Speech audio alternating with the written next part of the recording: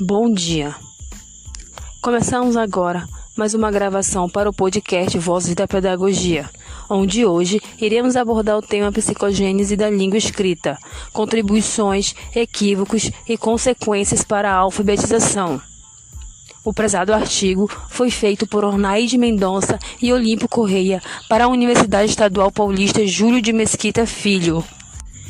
Neste podcast, pretendemos apresentar o resultado das pesquisas sobre psicogênese da língua escrita, feito por Ana Teberoski e Emília Ferreiro. As duas são psicolinguísticas argentinas que iniciaram então em 1974 uma investigação onde demonstram que a criança, antes de chegar na escola, ela tem ideias próprias e faz hipóteses sobre o código escrito, descrevendo os estágios linguísticos que percorrem até a aquisição da leitura e da escrita. Antes de chegar na escola, a criança ela tem um contato com o meio externo, então ela já é familiarizada com algumas letras.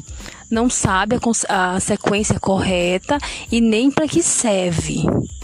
Isso já é aprimorado em sala de aula. Essa teoria de Ferreiro e Teberoski foi formulada e comprovada em 1986. Onde também elas deixavam bem claro que a teoria piagetiana era insuficiente para dar conta da linguagem. A teoria piagetiana abordava que o surgimento da linguagem só era desenvolvida quando estimulada. Para a teoria piagetiana, o desenvolvimento da linguagem só era feito em sala de aula. Ferreiro também se questionou se o mesmo processo de aquisição linguístico feito com crianças podia ser encontrar nos analfabetos adultos. Os resultados das pesquisas mostraram que o analfabeto adulto, assim como a criança, sabem mesmo antes de vir para a escola. Só que o analfabeto adulto, ele já tem uma ideia de como se escreve. Ele se escreve com letras e qual a função tem a escrita. Com isso, ele já superou o nível pré-silábico. Entretanto, é muito mais fácil, então, conseguirmos que uma criança pré-alfabetizada faça produções de escrita.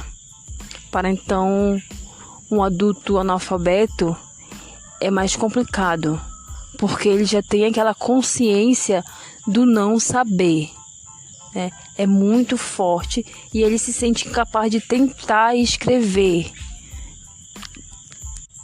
Então, Ferreiro e Teberoski, em 1986, desenvolveram também aspectos propriamente linguísticos da psicogênese da língua escritas, que são representados pelos níveis, onde o primeiro nível é o nível pré-silábico, onde nesse nível a criança não estabelece relações entre escrita e a pronúncia. Nesta fase, ela se expressa através de desenhos, rabiscos e letras usadas aleatoriamente. A criança também ela não faz ideia que as letras tenham qualquer relação com os sons da fala. Então ela associa os desenhos, os rabiscos com a imagem. A partir que a criança ela atinge o nível pré-silábico, consequentemente ela passa para o nível silábico, onde a criança ela descobre a lógica da escrita, percebe a correspondência entre a representação escrita das palavras e as propriedades sonoras das letras. A criança ela pensa que apenas grafar uma letra para se pronunciar uma sílaba oral. Exemplo, menino. A criança ela grafa 1000. Passado do nível silábico, o próximo nível é o silábico alfabético, que ele é uma mistura da fase anterior, no caso é o nível silábico, e só vai juntando, identificando algumas sílabas. Depois de atingido o nível silábico alfabético, passa-se para o nível alfabético. Nesse nível, a criança já analisa na palavra suas vogais e consoantes. Acredita que as palavras escritas representam as palavras faladas com correspondências de letras e sons. Nessa fase também a criança ela já consegue ler pequenos textos e também fazer pequenas frases. À medida que as crianças elas vão atingindo esses níveis, se torna alfabetizada. Porém, elas terão conflitos ao comparar sua escrita alfabética com a escrita ortográfica, em que se fala de um jeito e escreve de outro. Me chamo Ana Maria Paredio e vou falar um pouco sobre os equívocos da interpretação da psicogênese da língua escrita. A psicogênese da língua escrita, ela descreve como o aluno se apropria da construção da escrita e da leitura. Ela mostra que a aquisição desses atos linguísticos segue os conhecimentos da escrita, representado por meio de desenhos, porque para ela escrever é o mesmo que desenhar. Um dos grandes equívocos é considerar o construtivismo e a psicogênese da escrita como métodos. Uma das consequências desse equívoco é não saber diferenciar a alfabetização de letramento, pois é de suma importância para o professor saber a diferença entre esses processos. Esses dois períodos configuram a fase pré-linguística ou pré-silábica, o da fonetização da escrita, quando aparecem suas atribuições de sonorização, iniciado pelo período silábico e terminado no alfabético. Assim, a sua aplicação ela se fundamenta no pressuposto que a escrita é uma construção real como sistema de representação historicamente acumulada pela humanidade e também pelas crianças que se alfabetizam, embora não reinvente as letras e os números. Deste modo, buscou-se superar o artificialismo dos fatos das cartilhas, ou seja, os textos das cartilhas e as práticas mecânicas dos métodos tradicionais de tal forma que o próprio aprendiz construísse e adquirisse os conhecimentos. Entretanto, a má interpretação dessa proposta levou a equívocos como a exclusão dos conteúdos específicos da alfabetização, ou seja, discriminação entre letras e sons, análise e síntese de palavras e sílabas e etc. Bom dia, eu me chamo Joyce Teixeira e vou dar continuidade no assunto.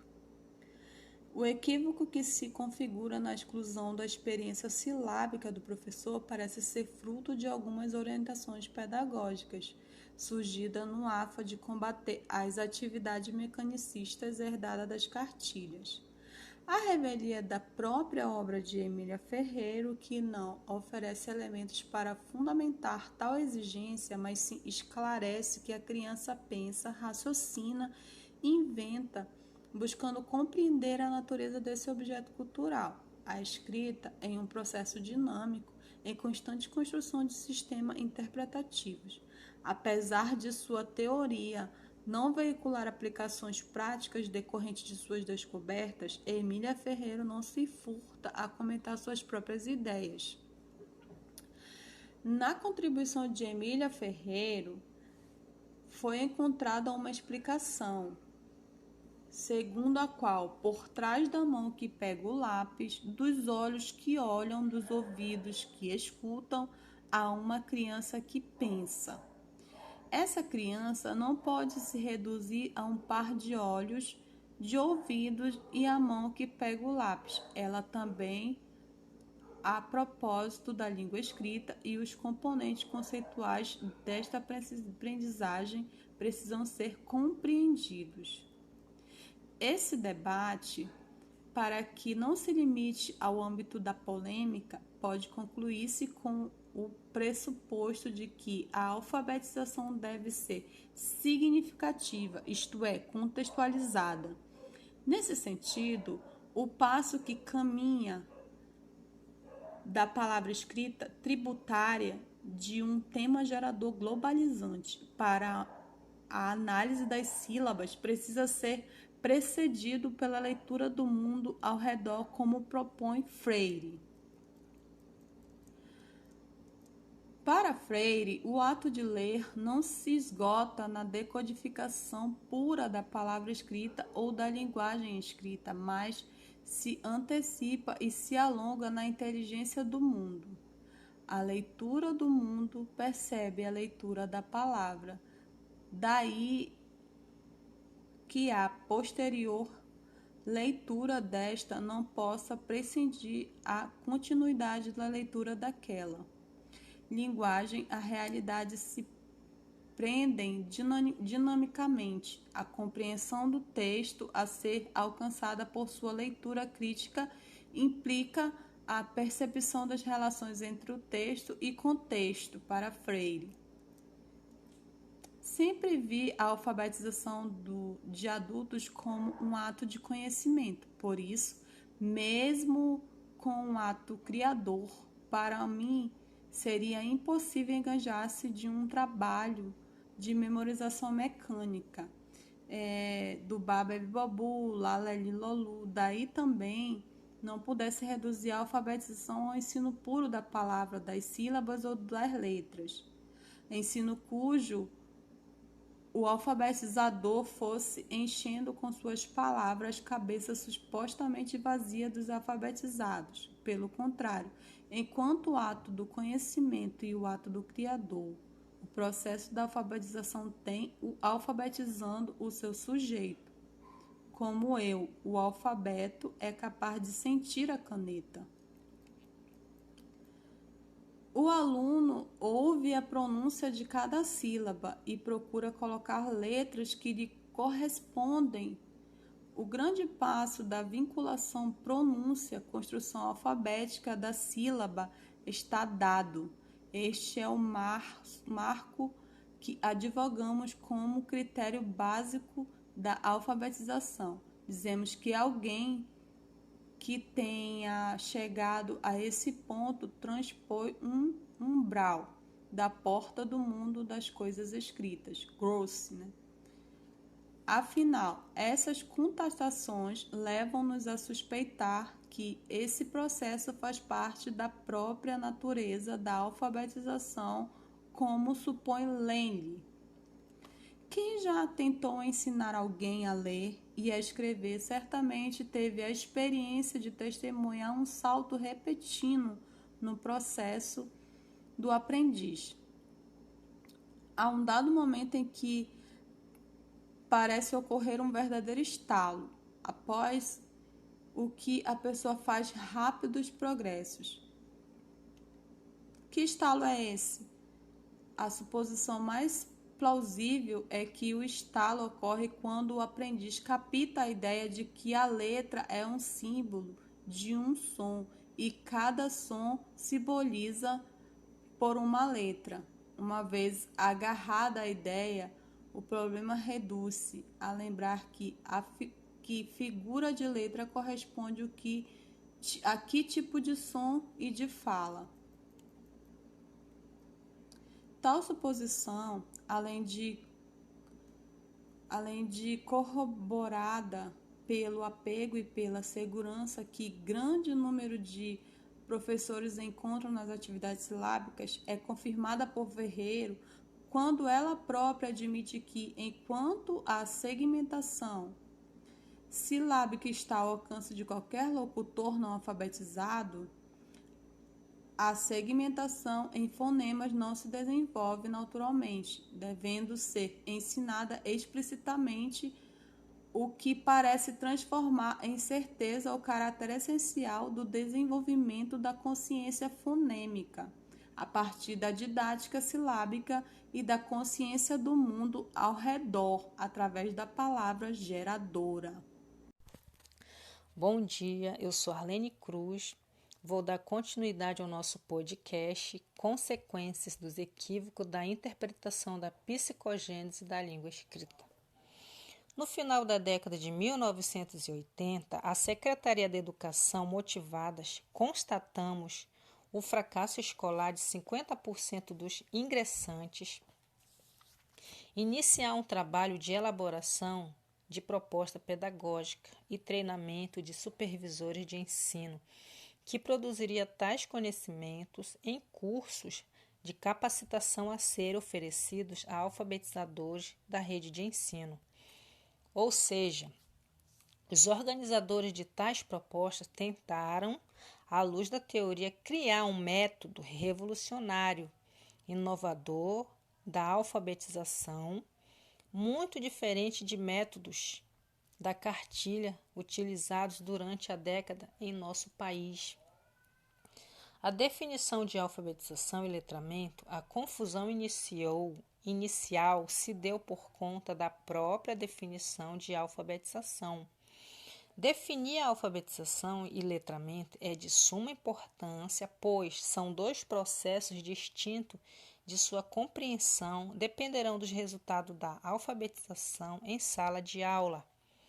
Assim, compreender a natureza de cada processo é essencial, ou seja, o conhecimento do professor terá condições de decidir sua metodologia de ensino em função dos objetivos a serem alcançados.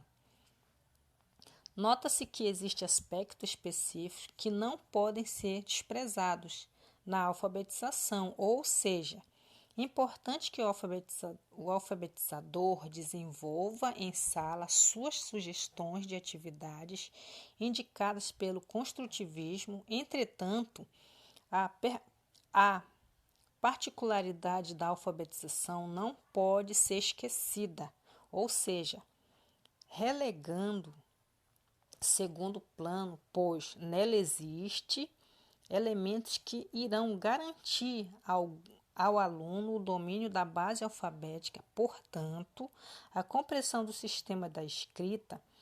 Alfabetizar significa ensinar uma técnica, a técnica de ler e escrever. Esse é um aprendizado complexo que existe diferentes formas de raciocínio, envolvendo abstração e memorização de escrita. É uma convenção, portanto, precisa ser ensinada. Ou seja, o professor trabalha o letramento realizando leituras de diferentes gêneros e textuais aos alunos. Chamamos a atenção para os diferentes tipos de texto, pois constatamos hoje o equívoco sejam sinônimos de letramento, ou seja, letrar é uma tarefa extremamente ampla que, por definição, envolve habilidades múltiplas de ler, interpretar e produzir textos adequados às exigências sociais. O grande equívoco vem ocorrendo na alfabetização no Brasil, resulta concepção equivocadas das práticas adotadas, divulgadas, decorrente na má interpretação da pesquisa de Ferreiro e Teberoski. Ou seja, como vimos, a definição de alfabetização e letramento é muito importante, não só como fim, mas principalmente como meio. Há autores que afirmam não se pode diferenciar letramento, pois este apresentaria a alfabetização plena em seu sentido mais amplo. O artigo Reinvenção da Alfabetização, Soares lembra que, associada às ideias construtivistas, veio falsa interferência de que, se for adotada uma concepção construtivista, não se pode ter método, fato que qualifica como absurdo, alegando que também é falso afirmar que a criança irá aprender a ler e escrever só pelo convívio com os textos, pois o ambiente alfabetizador não é suficiente, segundo Soares. Bom, gente, aqui estou finalizando mais um podcast. Espero que vocês tenham gostado. Tenham um bom dia a todos e muito obrigado. Bom dia, meu nome é Karina Santarém da Silva. Vou dar continuidade aos equívocos causados sobre o suporte de texto, que assim se trabalha a realidade do aluno dentro da sala de aula, trazendo também a importância do trabalho, Mas como consequência, temos que lembrar e saber a realidade do nosso aluno. Por quê? Se a gente se trabalha a importância de trabalhar, o porquê trabalhar, né? E o nosso aluno está passando por dificuldade financeira dentro de casa, o que ele vai imaginar? É melhor eu trabalhar, porque estudar eu não vou ajudar meus pais. Se eu trabalhar, eu vou ajudar. E não é isso que a gente quer. A gente precisa acabar com o trabalho infantil. Então, qualquer fala, a gente precisa se policiar dentro da sala de aula, porque pode acabar, né? Aliás, levar para um outro rumo a vida daquele aluno, né? Um dos equívocos também que deve se ressaltar é quando os alunos só copiavam do professor de lousa, né?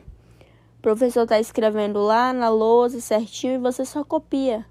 Não lê, não põe ponto, não põe vírgula, né? Vai só escrevendo, na doida mesmo. Então, assim, muitos erros, eles são passados despercebidos no dia a dia, né? E professores, por não se policiar, colocam gírias, né? Falam com gírias com seus alunos, levam erros de toda uma vida, né? Para dentro da sala de aula, passando assim erro de geração de professor para aluno. Com isso, muitos alunos se prejudicaram por essa didática não ser boa para eles, né? Eles não conseguirem um avanço.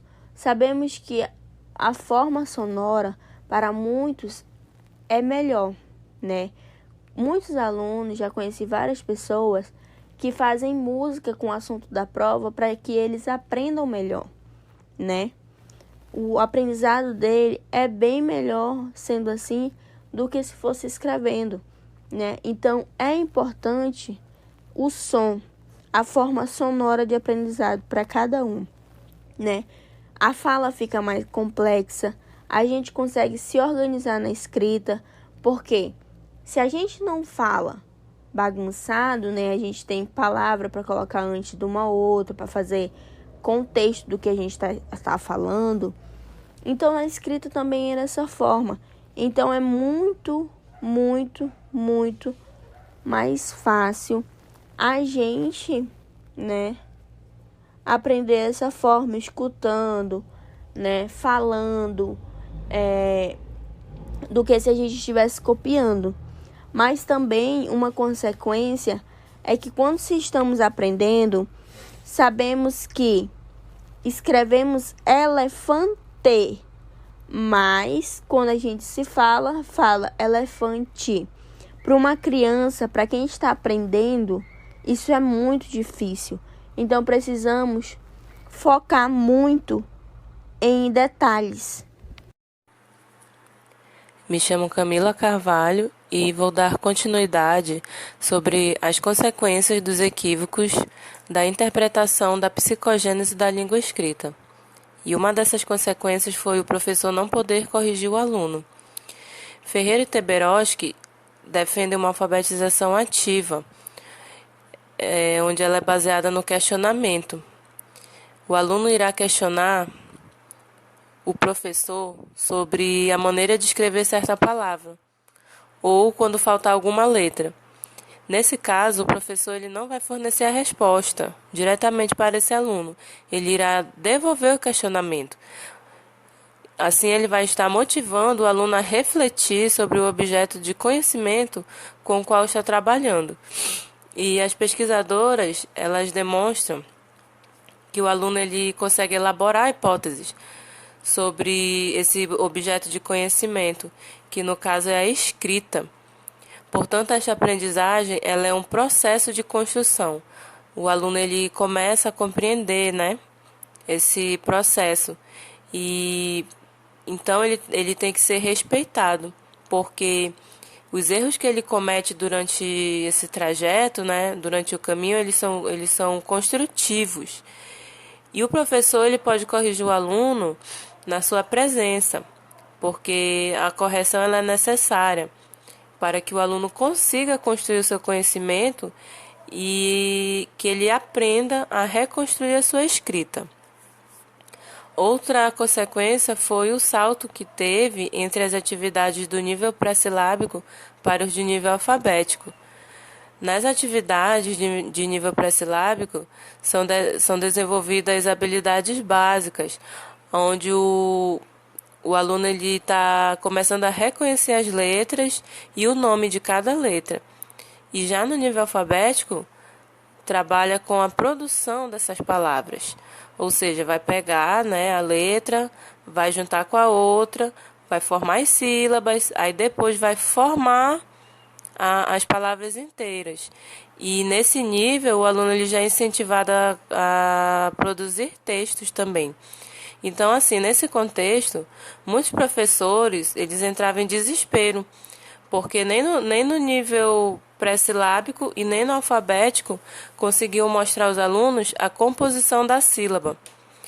E haviam também alunos que conheciam todas as letras do alfabeto, mas não sabiam o que fazer com elas para compor essa palavra. E outra consequência foi o preconceito contra a sílaba. Na pesquisa delas, né, de Ferreira e Teberoski, aparece que a alfabetização ela revela os níveis e as hipóteses que são elaboradas pelo próprio aluno, porque ele está nesse processo, né, de construir, de adquirir uma escrita. E a partir desse preconceito, que foi chamado, né, preconceito linguístico, criado contra a sílaba, sem a qual é impossível pronunciar alguma palavra da língua portuguesa. E percebe-se o que a escola ela tem deixado de trabalhar esse aspecto, porque ele é específico da alfabetização. Outra consequência também foi a teoria construtivista. Essa teoria ela, ela afirma que o sujeito consegue construir o seu conhecimento e que o professor não pode interferir. Se a conduta na alfabetização for construtivista, o professor não poderá intervir em atividades que auxiliem o aluno a avançar, porque alega que ele tem que construir o seu conhecimento, ele tem que ser o próprio sujeito, né, o sujeito do conhecimento, e deixar que a criança avance sozinha. Talvez esse equívoco seja o maior responsável pelo atual fracasso na aprendizagem da leitura e da escrita. E podemos concluir o quê com esse assunto? Que é urgente adotar um método adequado para que as crianças sejam alfabetizadas em nosso país. E assumindo então a definição da alfabetização. Por quê? Porque a alfabetização ela é um conjunto de técnicas para exercer a arte e a ciência da escrita. O construtivismo, ele teve seu mérito, né? À medida que destronou a cartilha e apresentou uma teoria sobre a aquisição da escrita. Só que o autor Soares, ele diz que na época da cartilha havia método sem teoria sobre a alfabetização. E hoje há uma bela teoria, mas não se tem um método. O ideal é o quê, para Soares? Que se tenha um método com base em uma teoria de alfabetização. Então eu entendi que, por exemplo, assim, poderia continuar utilizando a cartilha, mas adaptando-a, né? Poderia adaptar essa cartilha com novos métodos para alfabetizar. E encerrando aqui nossa pesquisa, que foi baseada no artigo da Universidade Estadual Paulista, e os seus autores foram Onaide Schwartz de Mendonça e Olímpio Corrêa de Mendonça. Esse foi nosso podcast, Vozes da Pedagogia, sobre a psicogênese da língua escrita, suas contribuições, os equívocos e as consequências para a alfabetização. Muito obrigada.